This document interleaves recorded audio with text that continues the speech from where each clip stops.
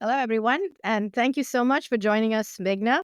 We have Igor, myself, and Meghna here talking about real women in tech. Meghna has been one of the very real women in tech that I've had the pleasure of working very closely with. If I had to summarize her presence, it was always the calming and the commanding. And that's how I would summarize it. And it's been an honor to work with Meghna on this podcast and bring her on the show. And without further ado, I want to get into the amazing story that, Meghna, you have of having flavored so many big tech and now in the startup world. So you're really crossing the chasm all the way into uncharted territories.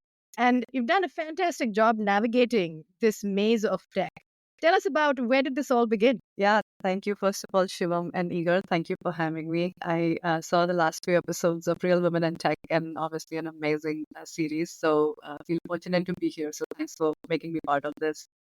Yeah, I would say, well, I've been in the industry for some time now, so I can say it became it came about a long time ago. But it's been a really interesting and fantastic journey, I would say.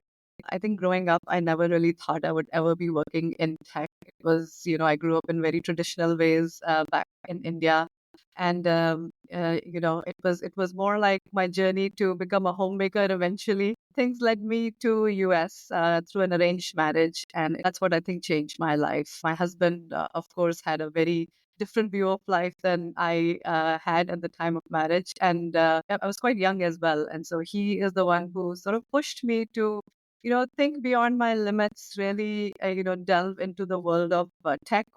Um, and I first was quite mad at him because I thought, why? Like, you're earning money. Why do I need to do that? I'll just take care of the rest of the things. But honestly, I did not really realize the power of what he was, asking me to do or showing me the path for. And one thing led to another. Decided to wing it and see where the journey really takes me. And it did. I think the sheer thought of finding that financial independence and surrounding myself with people who I was learning from, day in and day out, just really led me, fueled curiosity within me and just the energy within me to go from one role to the other and, one company to the other. I'm very thankful and grateful for the journey that I have had and the people who have surrounded me in this as well to help me get here. Wonderful. That's quite an unconventional story. So let's go a little deeper. You came here and then you decided to start looking for jobs, or did you go into getting more degrees? Tell me more about how did it all pan out? It was both, I would say.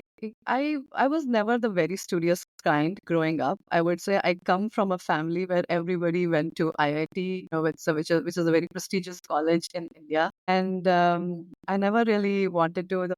I think what I realized was just over the years that I think what my parents did really well was inculcate confidence in me no matter what or where I was. So I was never afraid of jumping into new things or trying out experiences that, were probably unique for folks or they were, afraid of it. So I was not worried. I thought I could accomplish anything if I really want to.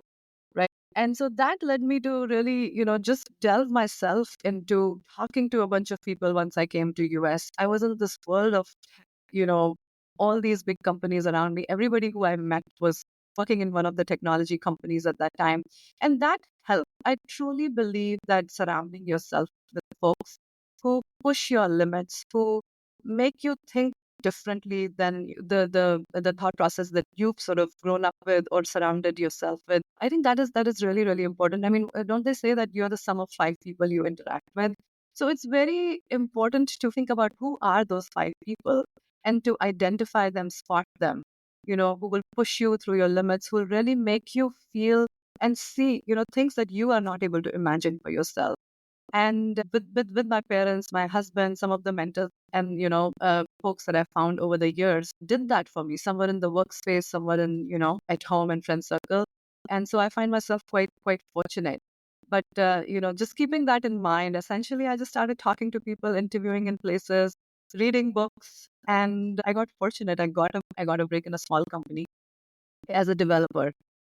Did didn't enjoy it that much. I thought like I was not the developer type. I did not really enjoy coding, but I definitely enjoyed talking to a lot of people and, being the connective tissue in any organization and bringing people together and, having the big picture in mind and, being able to connect with folks.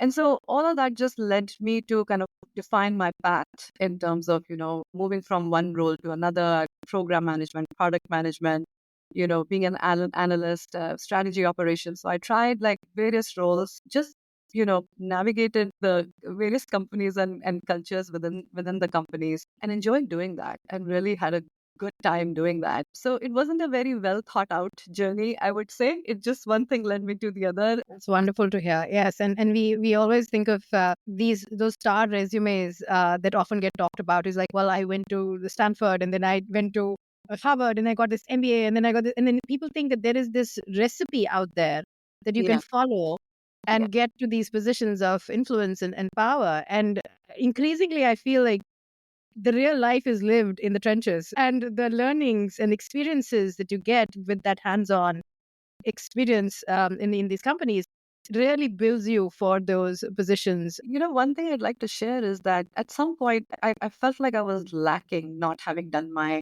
master's at some point. Here I was in big tech, working with all these folks who are from like Stanford, MIT, IIT, all of these colleges.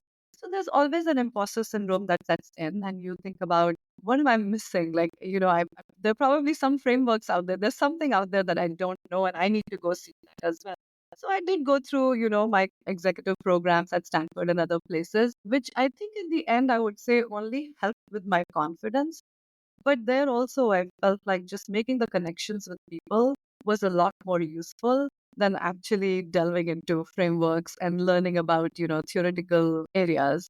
So, again, like, surround yourself with smart people and you'll learn and you'll grow is what my mantra is. I'm glad you mentioned the word imposter syndrome because I know when I joined corporate engineering, which was the broader team that we both were part of, I definitely had a lot of it. It was just seeping through my veins every single day. And I've always spoken very proudly about it because people sometimes hide it and say, oh no, I think I just belong here. And it's like, I didn't feel I belonged here.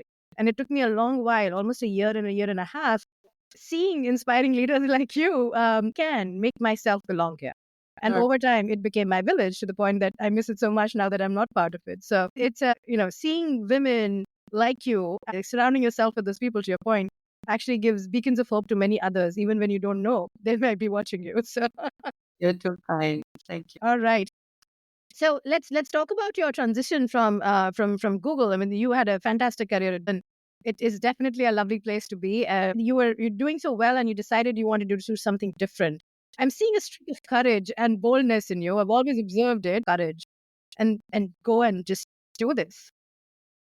Yeah, it was not an easy decision, I would say, because Google, I mean, Google is just fantastic. And especially I was fortunate to have joined it in the very early stages. There were about 3,000 some employees at that time at Google post IPO.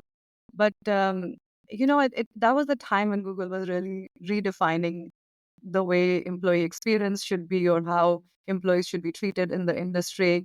And so it was really empowering and something really fantastic about being part of that journey and really learning from it as well. And then over the years, obviously, I was fortunate to have moved around in different roles and then having moved to tech at some point. And I think internal mobility was fantastic at Google, which really enabled you to experience different parts of Google in different ways as well. So at some point, I felt Google got really, really big. By the time I left, there were 160,000 some people. So 3,260 was obviously, I saw a lot of change there, a lot of scale as well. But it was really you know, the thought of sort of going and working in a smaller place, a smaller space where you can drive execution faster, you can be part of something bigger. As companies grow, you obviously become a part of a sliver of the entire large, ecosystem. And so it was just just the drive to have larger impact. And so I started thinking about, okay, what that could look like outside. And, I I had worked with Leanne Honze, who was at Google for a while, and so I had a lot of conversations with many people. And there was a role at Palo Alto Networks, really looking for, someone to lead employee experience and strat ops. And it was a great opportunity. It was a smaller, company that's 14, 15,000 people. And so that was a fantastic experience as well, right? Moving on to something which is, you could execute faster. So, but that honestly made me really think that, wow, like, smaller companies are great. I should look for something even smaller. But it wasn't really, it wasn't really actively seeking something like that at that point. But I was really inspired and very curious about the startup world, having lived in Silicon Valley for so many years, and after joining Google after it was IPO, I had never really, you know, experienced anything like a startup. And I felt like my career would be incomplete if I don't, especially living here in the Valley. And interestingly, I came across Dheeraj Pandey, who's a fantastic leader, by the way, and who runs DevRev and had led Nutanix earlier. And out of curiosity, I reached out and we had a conversation around what does it mean to be part of a startup, and what is the life like? And for someone like who has been in like these larger companies, what would a life at startup really look like? And at that point, I wasn't really thinking that I'm gonna, make a move to a startup. Went for a long walk and we were having a conversation. And, and 45 minutes into the conversation, I realized I'm being interviewed. At the end, he did encourage me to, look into DevRev itself. One thing led to another, and I did it. But some of the things that really attracted me to the role have been mainly around, again, my sheer mantra is around yourself as smart people, and then you'll continue to learn. Like if you're the smartest person in the room, obviously you're in the wrong room. It's important to evaluate the people who are around the table, across the table from you, because that's where you'll learn. So curiosity, learning, trying to have an impact in a smaller space, in a smaller company. All of that were just fantastic things for me, really aligned to my values and my growth path. And I said, yeah, why not just do it, right? What's the worst that can happen? Let's just go and figure it out. And what kept me going even after joining, it's been a year now here, is the authenticity of people, but then at the same time, patience of you would make mistakes and just, pick yourself up and move on and just learn from it and move on. So I think those were some of the values I felt aligned with the way I thought as well. I guess, if you think too much, if you take a step back and you evaluate a lot of pros and cons, then it just makes it really hard to make any decisions. I've never been the type who would put an Excel spreadsheet together thinking about pluses and the minuses of things. And I connect with people. And when I connect with people, then I know that I'm going to thrive there and I'm going to have fun while doing the work. And so those are the things that I paid attention to, and that gave me the courage to just, just go, just do it. Fantastic. Yes, the courage is definitely shining through in all of these endeavors. All right, we'll talk a little bit about these the companies that you've been at and the formal gender equity and gender inclusion programs that are becoming a bread and butter of many organizations. I think there's a research that says that around 8 in 10 companies have formal programs instituted to help women not get stalled in middle management. Yet, we all know that that is just far from what the reality is on the ground. And many of us who just back out, in various stages, maybe to come back, and at a later stage. But there is definitely, if not the glass ceiling, sort of a broken ladder at some point where you're just like, I don't see myself going forward. And for a little while, I opened up my LinkedIn to have chats with anybody who just wanted to talk about their careers.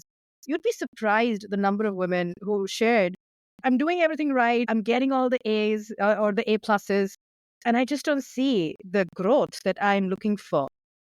And so I'm curious from your perspective, what specific strategies have companies devised or implemented which have actually worked in this area? And what is that success factor from your perspective which really makes a difference? At this time, I don't think we have to prove to people how diversity really fuels innovation in many ways, right? And I think it's like, how much do we keep that front and center? It's easier said than done, right? And a lot of times you do encounter, whether it's boys' club or whatever you want to call it, right? It happens. It's normal. It happens here in the valley. It's existed everywhere, smaller companies, big companies. But I also see a lot of positivity. I also see a lot of, people really wanting to make the difference, really treating this as an important area for them to, push things. I think I see that tide is shifting a little bit. I think it's not always about the numbers, but the numbers are also shifting, right? So I don't look at it as like it's always doom and gloom. Obviously, there's a long path that women have to cover and move forward with, but I'd really look at it in a very positive way. There's so many women coming into the workforce, and there's so many women who are, helping and supporting other women bring in the workforce as well, right? So there's negativity, but there's a lot of positivity too. And I'm always the one who's always focused on the positive, right? Rather than talking about the doom and the gloom.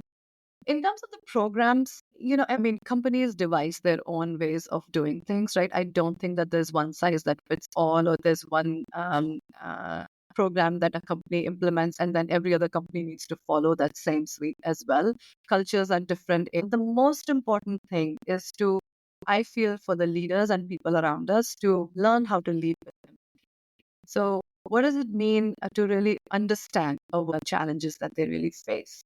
And keeping that in mind, like devising ways of working or an environment which allows women to thrive in that environment as well. And when I say that, I mean like things like flexible work environments, really ensuring that we're providing opportunities. So, having fairness in the way people are evaluated, having fairness in the way candidates are evaluated, and then promotion decisions are evaluated, women population, and creating opportunities for them within the workspace.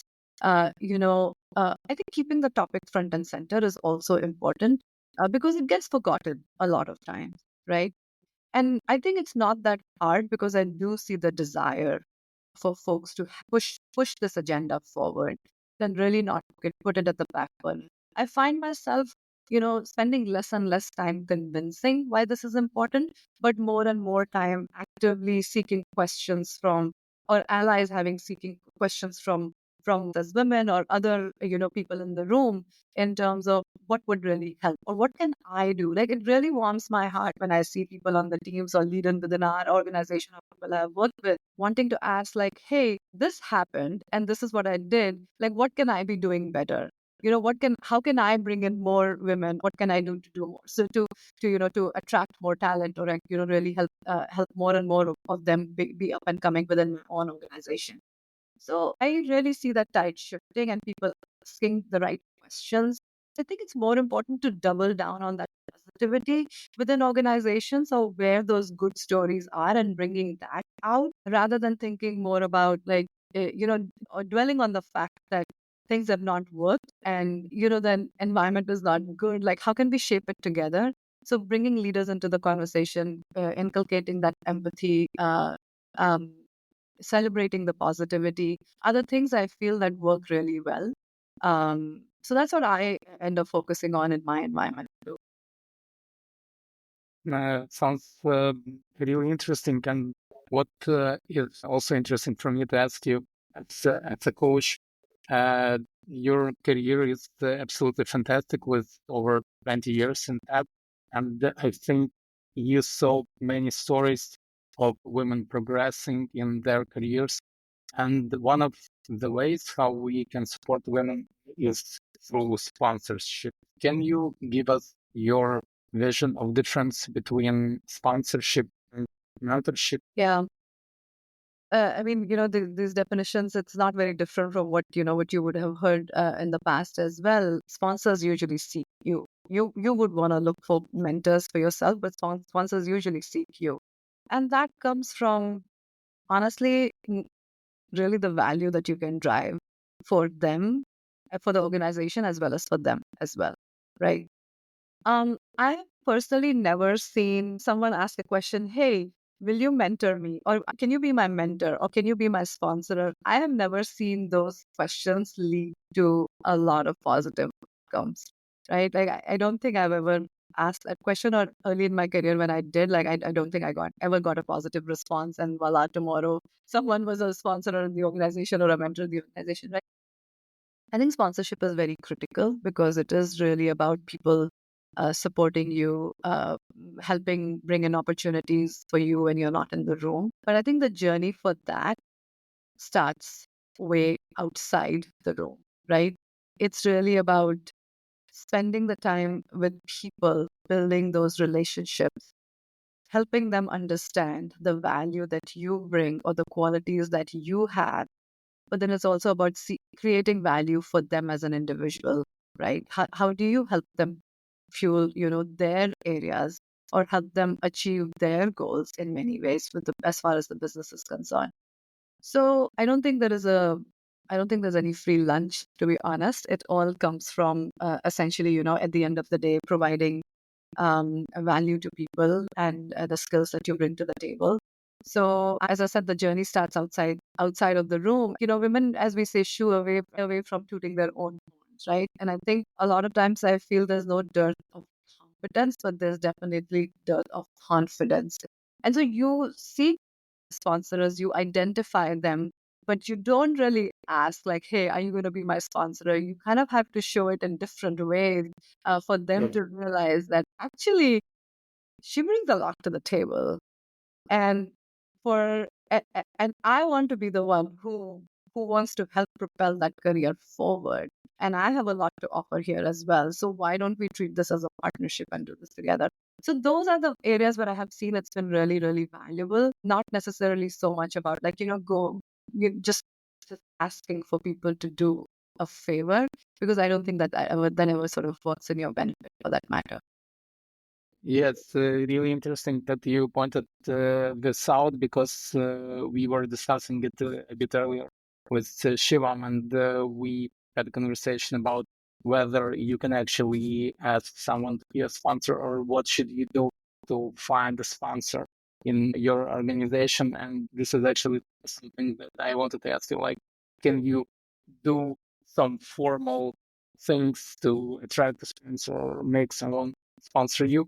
And you already answered that probably there is no like formal way to do it. Usually just showing that you're capable of bringing more value, more impact. And then do I understand it correct that you should kind of hope that someone might sponsor you if you have the intention of growing or progressing in your career? I don't think we can rely on hope, to be honest. Like, I think that would be wishful thinking. My intention here is more about like have the intention, have the plan, have the thought process that's what you are intentionally seeking.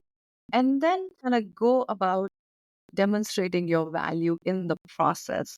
Seek sponsors yourself, but for them to be your sponsor, you don't really have to be asking the question, hey, will you be my sponsor? Because that helps by showing that value. But you develop that relationship with builds that sponsorship automatically in that conversation. You have to build that relationship over time. You have to spend the time to seek that value from them as well.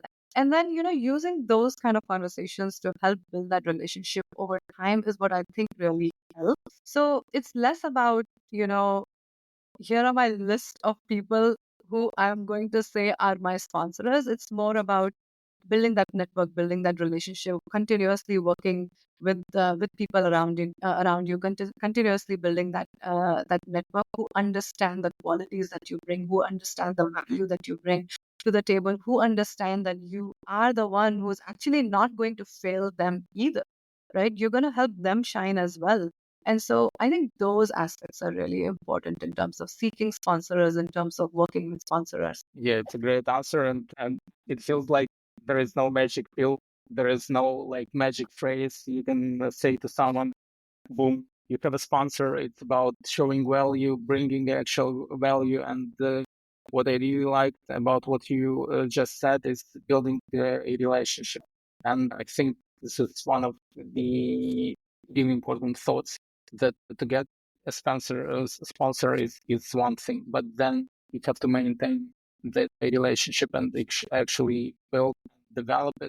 And it's commitment. It takes time. It takes energy to do. Without it, well, without a good and close relationship, I think it's impossible to move forward. Yeah, I think I'll just add that the concept of mentorship is probably a little bit more deeper and more personal, right? From a mentor, you're seeking to fill a hole that you might have or a blind spot that you have, and they help you see through that. So you're going into a more deeper personal relationship with the mentor for the most part. With a sponsor, for lack of a better word, it is a more transactional type of a relationship, right? And it is a value exchange that is happening. And you're not necessarily doing projects for them or running around and getting their coffees. That's not the goal. But what is happening there is that you transacting on something that you bring to the organization, and they are transacting with you in return when your name is being called out in performance reviews or the next opportunities. We actually did a poll for our podcast, and we saw an overwhelming majority of people wanted to learn about sponsorship, and that intrigued both of us because I thought like there is there's no magical charm here that we need to talk about. This just naturally happens. It's a part of organizations run. But why is that such a myth that needs to be busted? Is why we wanted to very actively talk about it on the podcast. So thank you so much for debunking the myth with us. It's about what you bring to the table. It's important to know that these are the levers in an organization to grow your career, and not having it is going to hurt you. But you, at the same time, it's not completely something that you can orchestrate. Absolutely. I think network is really important. And sometimes I have noticed that, the line can be crossed between, we try to demarcate between mentor, sponsor, and from definition, of course, it completely makes sense. But I have also seen cases where it becomes a blurry line sometimes, right? Depends on where they are, who they are. At the end of the day, it's your network that kind of seeks you that opportunity. It's your existing relationships that seek you that opportunity as well. And so it's important to, respect those relationships, treat those relationships with a lot of care as well, because you'll learn from them. And then you just don't know whether through a mentor or through a sponsor where you will find that opportunity. And it's not usually only within the organization. You can find those people outside the organization as well, right? So I think you got to work that within and outside. Like I think it's important. I felt like for the longest time, and Shivam, you and I have talked about this at length. I felt like having been in an organization sometimes for a very long time, you do become very inward focused, right? Because, and especially like we were in a company like Google, which is just so fantastic, right? The sheer talent around you is just so amazing, and if day in and day out you're interacting with such amazing people. I felt like I never felt the need to look outside at that time. And it's only when I left Google is when I started to kind of seek uh, those kind of relationships outside the company. And of course, like, a lot of people left Google. So it was a good network to have anyways, because, all talented people kind of going in other places and working as well. But it is important, to look outside your circle that you're interacting with day in and day out, and not being stuck to that, because you never know where opportunity might exist and what you're going to learn from that space, and how that might shape your career in many ways, or your professional as well as personal lives in many ways. So just don't look inwards, look outwards as well, and seek those relationships, seek those opportunities. That's a brilliant point. Yep. Yeah, what a wonderful advice to look outside. And I actually wanted to ask you about your past experience because people usually really like real life stories. And maybe you can share a couple of stories about. I know that you provided sponsorship and you also had sponsors in your career. So you've been on both sides. Could you share a couple of really impactful stories that impacted your career when you were a sponsor and also when you provide the sponsorship, of course? Yeah, I mean, I felt like there was more about um there was, in terms of when I benefited from it. I think it was more about someone seeing something in me that I wasn't really able to see myself, and helping point that out to me when maybe I didn't think I could do it, or didn't have the confidence, or was suffering from imposter syndrome, or wanted to do it, but I thought like I was probably not the right person, or not right, or not rightly qualified. So at one point in my career, I remember taking on the team that I was working on, and it was a woman leader I was reporting to. And it was a okay relationship. I felt like we wouldn't really talk about careers or so on and so forth a whole lot. It was a short period of time as well, but I think my ability to build relationships with people in the organization, to manage stakeholders really well and build relationship with them as well, which I didn't think I was good at. I would just do it because I liked doing it. At some point, they nominated my name to take on that team, and that was actually it came as a huge surprise and a shock to me because I never thought that was capable of doing something like that. It was a large team. There were very senior people on the team, and I think for those leaders at that time in the organization to feel that one, I'm capable of it, and two, I'm going to do a fantastic job of it. And when I have doubts in my mind, really help clear those doubts in my head. I thought was felt at that point was a turning point in my own life or in my own career. So I think that sponsorship sort of happened without me being in the room, without me really even realizing that I could do it. But it was just the value creation I felt like we were talking about earlier that but that made me feel that, gosh, it's important for me to spot these as well, right? It's important for me to then help, whether it's other women or not just women, like other people who are either reporting to me or are are in other organizations who I'm working with, to spot those like qualities that they really have and help them realize, understand, or see when they themselves will not be able to see that, right? And this was like when I would say about like 15, not maybe 17, some years ago. But it really shaped my thinking and really, having benefited from that sponsorship without even realizing that people are sponsoring me. I have tried to do sponsorship actually just not just in tech, but outside of tech as well. So, for example, like I've obviously seeked a lot of help from many women as I was growing in my career. Now, those women came in shapes and forms of household help or nannies, or so many, that my support network essentially. And I felt like there were so many women who helped me when I didn't have to worry about home and I was traveling. And so for me, it's also not necessarily just about kind of, living and breathing that in a work environment and in tech, helping women who are your support network outside of the work environment as well to help them seek opportunities, to help them find opportunities that they don't think that they're capable of because they're not in a role like tech. They're not in a company like an Amazon or a Google or a DevRev or any of these companies for that matter, right? So it has to be a combination of, as I said, like look inwards, look outwards, and so I tend to focus some of my energy there as well to sponsor those women, in the world who are helping us all become successful in the world. That's a beautiful thought. Yes, I think we don't realize how many people we're impacting in our just day-to-day lives, and it's all about living your values. So whether you are doing that sponsorship at work or at home, it's living your values every day. So wonderful. But one of the thoughts that I was having, and I was noodling whether just to talk about it or not, but we'll just go because that's the spirit of this podcast. We have candid conversations, especially in senior levels. When you don't have the sponsorship, you will feel it, you will experience it. Yeah, And I've been in this situation where I really needed sponsorship for something, and I did not have it in the room. It just wasn't there, which actually led me to make very drastic decisions of like, well, maybe this is it. This is the end of the road for me. With this role. And what are the symptoms of when you know that this sponsorship is lacking? Is basically the misalignment between where you think your career needs to go and where the organization thinks they want to take your career. And that just becomes so apparent to you that the role you are wanting to play and what you see as your growth is clearly not aligned with what the organization needs in that hour. And hence, you're not able to get all of those people who've mentored, supported, and sponsored you all this while. They're just unable to support this.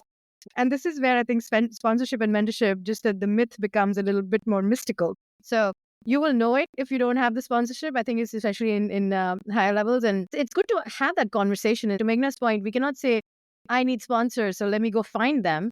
But if you're seeing that you're not getting that alignment in your leadership teams, or you're not seeing that sponsorship around you for what you think is the next step, You start with your manager and ask the question, why is it that where I'm trying to go, I'm unable to secure the support of my leadership?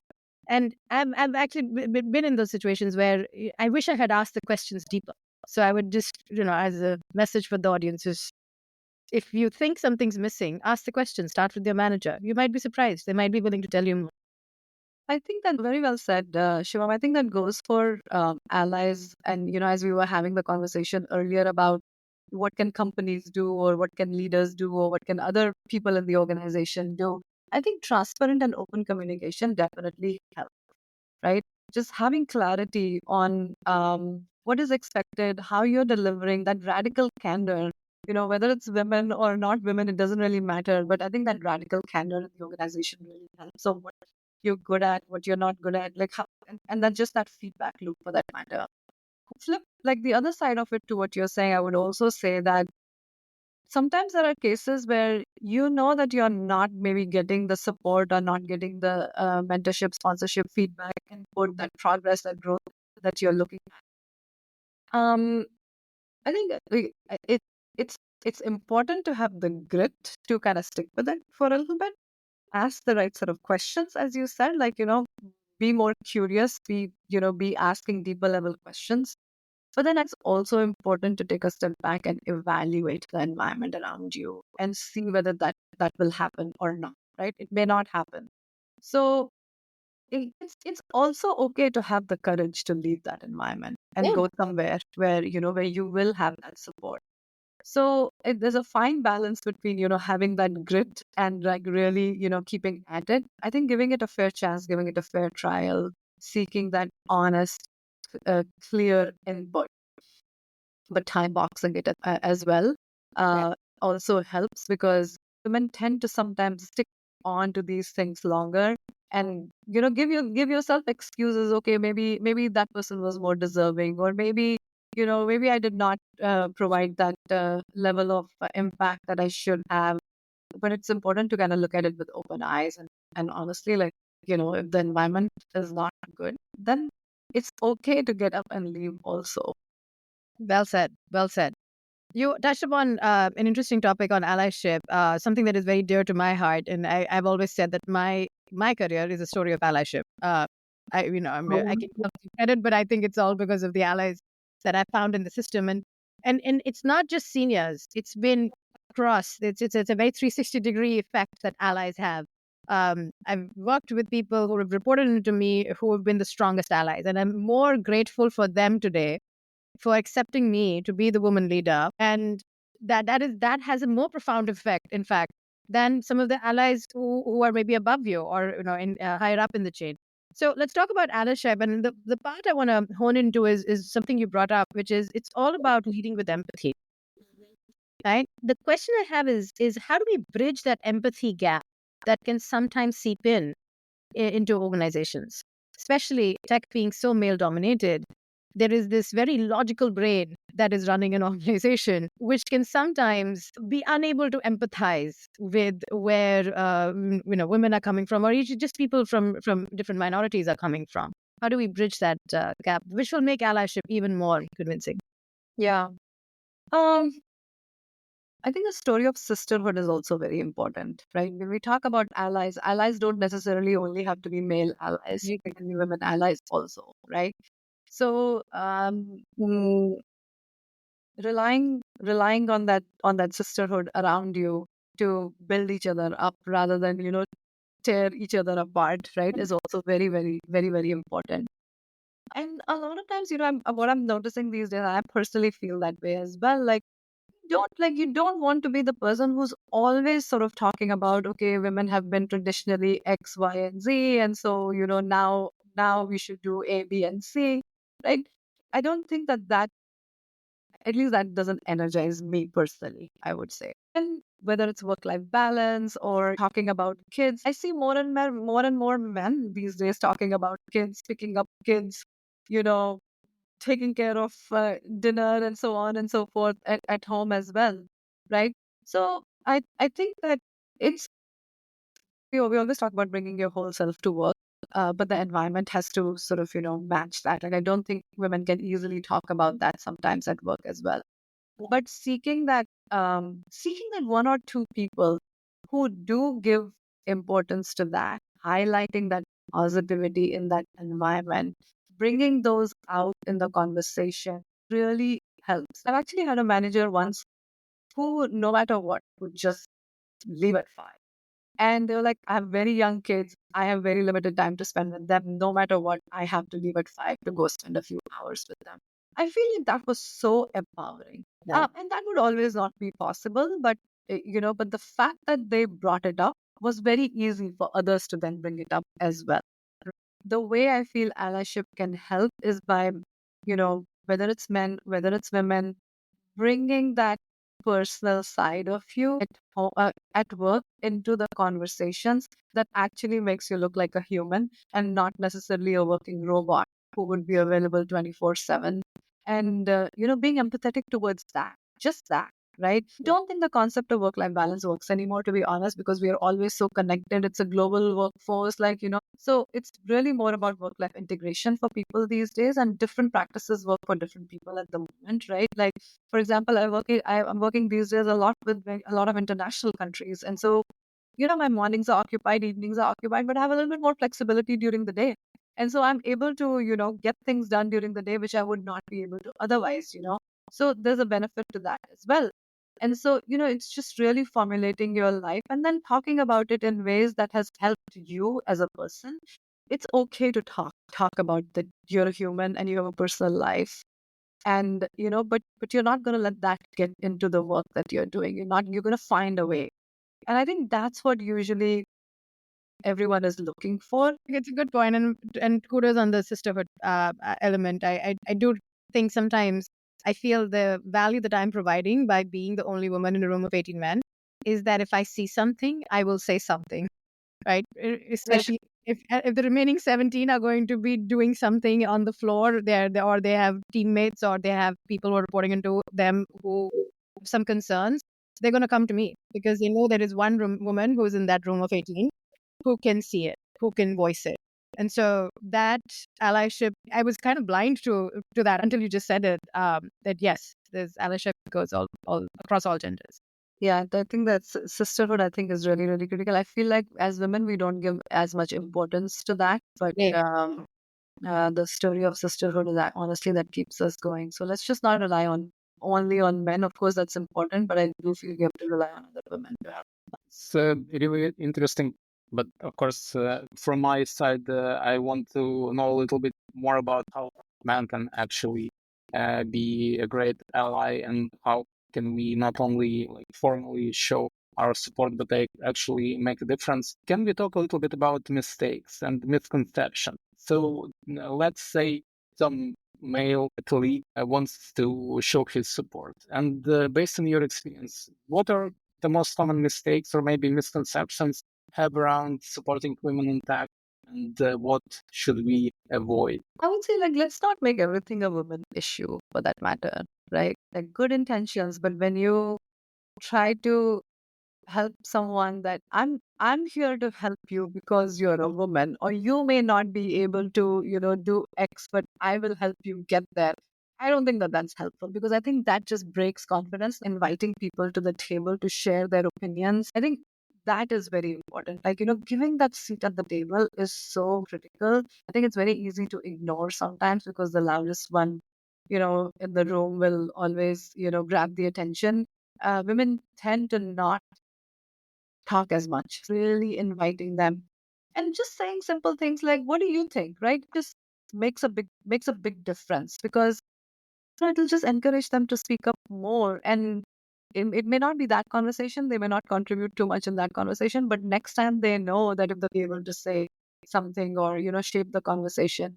So I would say just inviting dialogue is really critical, and not making it in, behind the scenes, like, let's help each other out because we know that you're gonna, drive the impact, take the business forward, uplift people around you more than anything else. So, there could be a laundry list of things that we can talk about, but I would just stick to that for now, because I feel like this itself will help build confidence in women. We are almost tearing to the end of this, Meghna. One of the questions I wanted to ask and learn more about the initiatives you're driving at DevRev with respect to women in AI.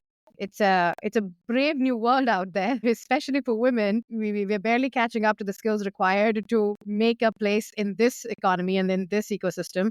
And then we have a new technology frontier ahead of us. What are you doing personally in this space? What advice do you have for the listeners? And talk us a little bit about the initiatives that you're leading at DevRev. Yeah, thank you. Yeah, it's definitely we are in the era where this is going to really reshape how we think about jobs, how we think about employment so much in the future, right? And so it's really reshaping, redefining organizations, functions in the way we operate. Obviously, access to STEM is an issue, right? For women, we know that the numbers itself speak for that. Then women do tend to take a lot of career breaks as well. Um, and I think what we've also observed is that being able to, experiment with new tech is not something that women do that easily as compared to men. And there's so many studies that really show that as well, that men will adapt new tech a lot faster than actually women will, right? And so there's a sense of being afraid of new technology. And I'm not just talking about women and tech. Honestly, I'm talking about like women out there in the world, like doing all sorts of things. And AI, as we know, is going to impact a lot of, administrative jobs, support jobs, some of these industries where we find women a lot more than men as well. And so I feel like if we don't help a situation like this, it's very much possible in the future that along with this whole fear of losing jobs, women could be going out and taking a maternity leave, comes back in 6 months, and that the job that they have, the skills that they had are no longer needed because a bot has taken that over essentially. So, Deborah, we feel that given an AI first company, it is really important for us to educate women and not just like educate them on LLMs, vector databases, but really the tools that are simple tools that are out there that they can use to benefit themselves. Like, I know for us here in the Valley, like ChatGPT, Claude, all of these things are like at the tip of our fingertips, but I'm not sure if even here everybody really realizes the power of how you can use that to their advantage. And so think about women who are sort of in remote places and a place like India or Philippines, or, are really sitting in a call center, for example, responding to queries. And so we're running initiatives, especially Grace, which is kind of, on the, it's an ode to the legendary Grace Hopper. So Grace with an AI to, educate women in the field of AI. And, from really small scale learning the tools that are out there to educating engineers, product managers, and so on and so forth in school to empower them, because I truly believe that it's not just really impacting the jobs and careers that they have, but giving them opportunities. I feel really shapes the society, the world outside, and it's so important to put that in front and center and help them educate on the new era that's we've all in, and give them the tools for them to be successful. Yeah, absolutely. This is so important to educating yourself on new tools. And my question was actually related to it. We have a tradition here in at our podcast of asking people about valuable resources like books, courses, anything else that you found impactful or valuable for you recently. Maybe you can share something interesting you recently, or some kind of course might be also valuable for our listeners. Yeah, Meghna, I read a lot of blogs. I personally feel these days that absorbing bite-sized information is so much easier on the go. That's why these podcasts are also very good because you're commuting, you're back to work, driving, so on and so forth. So what all can you do to to just absorb that bite-sized information in a way that you actually go, like, by the time you reach work, you have learned a nugget to go and apply right there, in that Yeah. moment. Um, I love the podcast by Shane Parrish, The Knowledge Project. I think that's one of my favorite ones to go to. Grit is another one that I spend a good amount of time listening to. Um, yeah, so yeah, I think I'm a more audible person, utilizing my time on the go than anything else. So I would recommend a couple of those. Uh, yeah, and I I really hope that yours would be one of the podcasts that kind of has that impact on many people out there as well, which I'm pretty sure will happen. Thank you. Thank you. Yeah. Thank you. It actually was an amazing conversation. Thank you so much for taking the time and being our guest. It was great to learn from you and to learn from your experience. And we are really grateful for all the great knowledge you shared about sponsorship, about building your career, about being a woman in tech in general. It was extremely valuable. Well, I'm just very, very thankful for your time. You're a very busy woman, and thank you so much for taking the time and spending it with us. This was extremely, extremely impactful for all our listeners. Just the very uncharted territory that you have explored and done it with so much courage. So kudos to you, Meghna. The pleasure is all mine. Thank you, Shivam and Igor, for spending time. This was a lot of fun.